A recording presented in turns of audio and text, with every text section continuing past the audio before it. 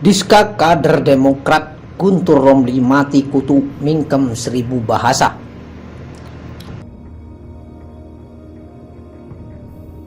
Lansir dari Demokrasi ID, politisi Partai Demokrat Taufik Rendusara menuding mantan Gubernur DKI Jakarta Basuki Cahayapurnama alias Ahok dan pendukungnya memainkan politik identitas pada Pilkada DKI Jakarta 2017 silam saat melawan Anies Baswedan.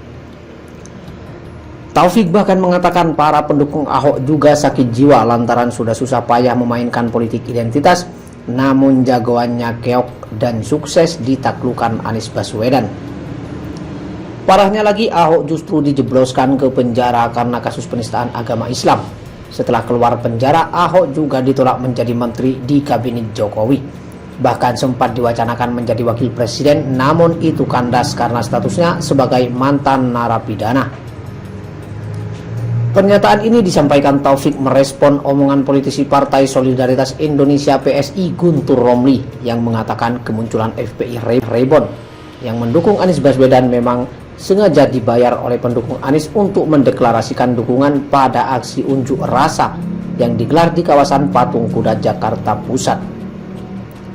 Ahok mainkan politik identitas, kalah di penjara, gak boleh jadi menteri, gak boleh jadi wapres, gak boleh jadi presiden. Teman Ahok pada sakit jiwa, kata Taufik Rendusara melalui akun Twitter @rendusara.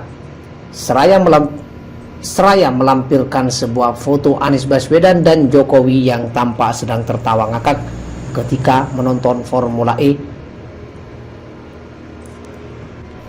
Sebelumnya Guntur menduga memiliki 3 dugaan soal siapa yang membayar FPI Rebon, yakni orang Anies, bohir FPI, dan lawan politik Anies.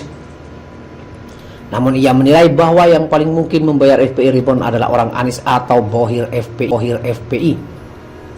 Pasalnya, ia menilai tidak masuk akal jika lawan politik Anies yang melakukannya. Katanya pendemo FPI Rebon ngaku dibayar, terus siapa yang bayar? Ada 3 kemungkinan, kata Guntur Romli melalui akun Twitter resminya @gunturromli. 1, orang Anies sendiri. Ini buat cuci tangan, bikin demo sendiri, terus dibantah sendiri untuk bilang Anies sudah tidak terkait FPI.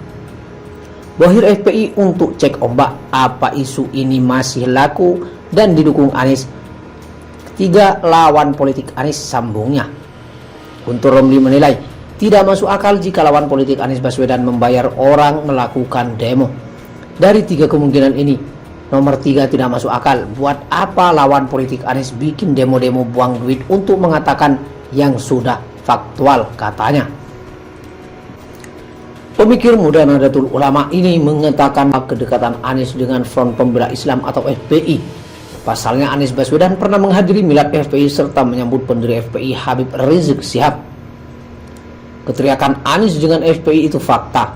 Dari era Pilkada DKI, Anies bolak-balik ke milad FPI, Anies nyambung Habib Rizik dan lain-lain, katanya. Guntur Romli pun mempersilahkan untuk membongkar siapa dalang yang membayar demonstrasi FPI Rebon itu. Kalau tidak ada, berarti kemungkinan 1 dan 2 yang lebih kuat itu cuma strategi cuci tangan orang-orang Anies soal FPI, atau ada yang cek ombak ke Anies untuk jualan isu FPI, katanya.